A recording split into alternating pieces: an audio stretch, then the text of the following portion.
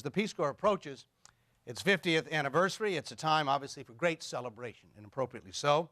We celebrate one of the most radical of ideas, that a great nation would send its people abroad not to extend its power nor to intimidate its enemies, not to kill or to be killed, but to build, to dig, to teach, and not to ask anything in return. But most importantly, now is the time to renew the Peace Corps' energy and to focus it as it prepares for the next 50 years of service in the 21st century. And obviously, in order to know where the Peace Corps is going in this next century, this century we're in, it is critical that we pause momentarily to recall the journey that the Peace Corps has been on for these past 50 years. And like most groundbreaking ideas, the Peace Corps might not have survived a board meeting, a subcommittee hearing in the halls of Congress when it was first proposed. It was a wild notion, indeed, so breathtakingly outrageous that it could only have been born out of idealism, youthful energy, and perhaps the key element, too much caffeine. The Peace Corps, you see, was born at 2 in the morning. It was October 14th, 1960, just about 50 years ago, next month, that a young United States senator from Massachusetts, running for the presidency, appeared in the very late hours at a campaign stop at the University of Michigan. He assumed that most of the crowd would have left by then, but when he arrived at the Student Union, he found 10,000 students waiting to hear what he had to say on that frigid night in October. And rather than deliver a few canned "thank you for coming" stock remarks, Senator Kennedy then realized that he owed those students a bit more. So he challenged them with a few questions. And let me quote exactly from those questions. How many of you, he asked, are going to be doctors, are willing to spend a few days in Ghana? Technicians and engineers or engineers? How many of you are willing to work in the Foreign Service or spend a few of your lives traveling around the world? This was it. There wasn't any great soaring language or rhetoric that has been etched in marble someplace. It was not the question he asked that really is so memorable from that evening, but rather the response he received by the very people in that audience. For within a matter of days, 30,000 students around the country signed a petition asking the president to expand on this idea, long before, obviously, the internet and the ability to communicate with all the fancy technology we have today. And so while the numbers may not qualify for Facebook today or Twittering, in 1960, 50 years ago, it was revolutionary. Merely simple, almost mundane questions. Peace Corps is never mentioned. Talks about the Foreign Service, talks about being a doctor and serving, but not the words that would engage and develop this program in many, many ways. So it was the radical response, far more so than the radical question, that really has brought us to the moment we are in today. And like thousands more, of course, around the country today, I also answered that question, yes, as so many of you did, to the call of service. As Aaron pointed out, I was a 22-year-old English major, great qualifications for service in the Peace Corps, to go off to a small village in the Dominican Republic where I hardly spoke a word of Spanish, despite those 13 weeks of training at Camp Crozier in the Puerto Rico, and had little or no idea about what I was really going to do. I certainly didn't know that more than 40 years later, I'd be standing before you today as a United States Senator on the eve of retiring after 36 years of service in the United States Congress. Certainly trying to explain and share with you how the Peace Corps gave me 2 of the richest years of my life. But what so many forget is that this wasn't a call to naive idealism in many ways. That speech in Michigan, Kennedy wasn't a complete Pollyanna at all, as we all know. In his first official speech on the Peace Corps, which many have not talked about, but is very important to remember, occurred on November 2nd, 1960, just a couple of weeks after appearing at the Student Union at the University of Michigan. And this was, and one idea was dominant in those remarks, and that was the Russians he talked about. If we don't start doing our part in the developing world, the communists will, he told a huge crowd on November 2nd at the Cow Palace in San Francisco, where he laid out the very specific ideas of the Peace Corps, but rooted in some very pragmatic ideas and a real-world reflection of the kind of real world we were living in those days. So it is the spark in Michigan, and then it's the more detailed explanation of an idea of what the Peace Corps could be in many, many ways. And so yes, the Peace Corps did find its place in the realities of America's role in the world, and the realities of the Cold War in those days, just as the Peace Corps is finding its place now in an uncertain world in this century. And we, as we face conflicts with people who know little of America as we know so little of them as well. But the idea that service could advance America's interests, and even in some ways be a vehicle for expanding our ideas around the world, was radical in itself. It says that there are more measures of strength than caliber, or tonnage, or blast radius, or troop numbers. It says that the world needs to see our ideals just as we returned Peace Corps volunteers have learned. It is hard to hate or fear a country if you know the people who live in that country. So too it is true that you can't hate America, in my view, if you get to know us as Americans. But even the most revolutionary ideas, like the Peace Corps, had a way of coming back down to earth. A strong consensus was forming that the number of volunteers should be no more than 500 those days. Opponents spoke convincingly about minimizing risks, guarding our reputation, avoiding a fiasco. Dwight Eisenhower, Richard Nixon, almost belittled the idea in those days of the creation of a Peace Corps program. The fact that they didn't get their way is due to another late-night moment of inspiration. It came at a time when the staff of the Peace Corps totaled two, Sarge Shriver and Harris Wofford. Two Kennedy aides were also on board, who were holed up in a hotel room not very far from where we're gathered this afternoon, with a stack of papers, a few typewriters, trying to figure out how to put together this outrageous, radical idea into practice. Shriver knew that America would only have one chance to get this right, but he needed the intellectual ammunition to prove it. Shriver found the answer at 3 in the morning while reading a short paper by a man named Warren Wiggins, a mid-level employee at the State Department. The paper was called The Towering Task, and it took its name from a line in JFK's first State of the Union address. The problems, this remark said, are towering and unprecedented, and the response must be towering and unprecedented as well.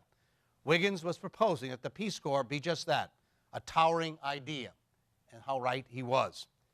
Over the past 50 years, every American the Peace Corps sends abroad brings with him or her another chance to make America known to the world that often fears and suspects us and our motives. And every American who returns from that service comes home as a citizen who strengthens us with a refreshing knowledge of the world in which we have lived. Second, Warren Wiggins was right. Size does matter. The perils of a small, timid Peace Corps are just as clear today as they were in 1961. Of course, we need volunteers of the highest quality, but we also need volunteers of higher quantities as well. NGOs, aid organizations, development groups of today offer a competitive and challenging field for the Peace Corps. But it is a challenge that will bring out the best in all of us, I believe. And third, size comes at a cost. The bigger any organization grows, the slower it can become. Reform is therefore key to ensure that this agency continues to thrive for another half-century. To those who know and love the Peace Corps, of course, reform is an uncomfortable subject. After all, we don't want to destroy what has made this institution so remarkable, so unique, and so effective over the past 50 years. There wouldn't be a Peace Corps if JFK had stuck to the script of that Ann Arbor speech. It wouldn't be a Peace Corps, I suspect, if thousands of students, acting on their own initiative, hadn't caught his attention with their movement. I introduced the Peace Corps Improvement and Extension Act of 2009 to help spark that debate and that change. The bill asked those who have written this remarkable success story, from the director to managers and country directors to current and returned volunteers, to serve once more by undertaking a thorough assessment of the Peace Corps, developing a comprehensive strategic plan for reforming and revitalizing this wonderful organization. And although the bill has not passed the Senate, it's currently before the Senate on its calendar. But you here in this room have taken the initiative yourselves. You've carried out on your own a strategic assessment and review. And I commend you, Aaron, for your leadership on this point and for seizing the opportunity to reform the Peace Corps in this, our 21st century. And just as John Fitzgerald Kennedy's question to those Michigan students sparked the Peace Corps, asking those questions, which you have done in your review, and you must continue to do in the future, will strengthen this organization.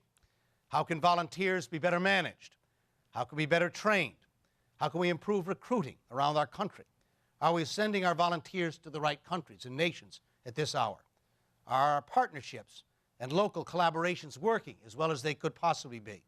And are we still achieving the broader goals of the Peace Corps and helping our country meet the 21st century challenges. Our return volunteers being utilized effectively to help America better understand the world in which we live. And is the work our volunteers are doing still relevant today? I believe the answer to that last question is, of course, yes. But in order to continue the remarkable work that our volunteers do, the Peace Corps, I believe, must become more flexible. We must embrace the changing world around us and be savvy enough and nimble enough to change with it. Now, for the first time, more than 50% of the world's population lives in cities. The important demographic shift is largely due to the urbanization, of course, of the developing world. According to USAID, more than 90% of the global population growth over the next 2 decades is taking place in developing country cities. Most of these new urban residents will live in informal settlements, swelling the ranks of slum dwellers to 2 billion people by the year 2030. The population of some of these megacities is already unimaginably large. Greater Sao Paulo is home to 20 million people, Jakarta, 25 million, Cairo, 18, Mexico City, 25 million. This means that our development model focused on rural areas is not simply outdated, but also it must be self-defeating, as many of the individuals whose lives we seek to improve will continue to leave their rural villages for their urban future. This rapid urbanization of the developing world will present many new challenges, not only to the citizens, obviously, of the people who live in these cities, but to our nation and to the Peace Corps as well. Urbanization brings a new set of challenges, from public health to education, from environmental degradation, of course, to social exclusion. Given this reality, are the Peace Corps, America, and our host nations better served by sending volunteers to fields of Kenya or to the slums of Nairobi, to help fishermen in Kiribati, population 112,000, or to a women's clinic in Cairo with an estimated 7 million women living in that city, to build footpaths in Fiji or teach technology skills in Jakarta? Do we need more volunteers who are training to become nurses and doctors, public health experts, urban planners, and architects? Lastly, perhaps one of the greatest challenges is how to engage the Muslim and Arab world. Just as John Kennedy had the Russians in mind when he delivered his historic speech at the Cow Palace 50 years ago this fall, so too must we keep in mind the Muslim and Arab world and the challenges America faces in those regions. Right now, the Peace Corps sends volunteers to only 2 of those nations, Jordan and Morocco. And I know that we are about to send volunteers to Indonesia, and I commend that, which I believe is a great step forward. And I hope we continue to expand the Peace Corps' presence in the Arab and Muslim world, as more direct engagement, in my view, is vital to our common future. If we had unlimited resources and volunteers, I'd say we should do it all. But governing and leading is about choosing as well. So which choices will we make? Which choices will you make? Will this organization make in the coming days and years? So, ladies and gentlemen, despite these challenging times, the nearly 50-year-old promise and the hope of the Peace Corps has not only not died, it is alive and well, living with great vitality because of you and the people who this very hour are working on behalf of the nations and the people where they live all over this globe. A few years ago, Warren Wiggins died at the age of 84.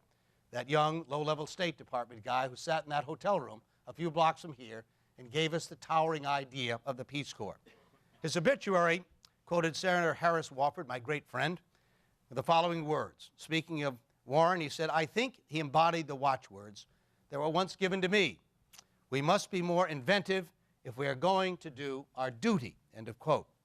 Inventiveness and duty, 2 qualities that don't often go together. Inventiveness requires creative thinking and the willingness to ask difficult questions, make bold decisions, and take serious risks. Duty, on the other hand, it would seem, might sometimes require the opposite, a focus, a determination, an unwavering determination to stay the course. But the Peace Corps is the result of just such a combination, in my view, of a sense of duty to serve and the inventiveness to do it in a unique and lasting way. It is the combination of these 2 watchwords that has strengthened our nation, improved our world, and stands today as one of the signal accomplishments of the 21st century, the Peace Corps.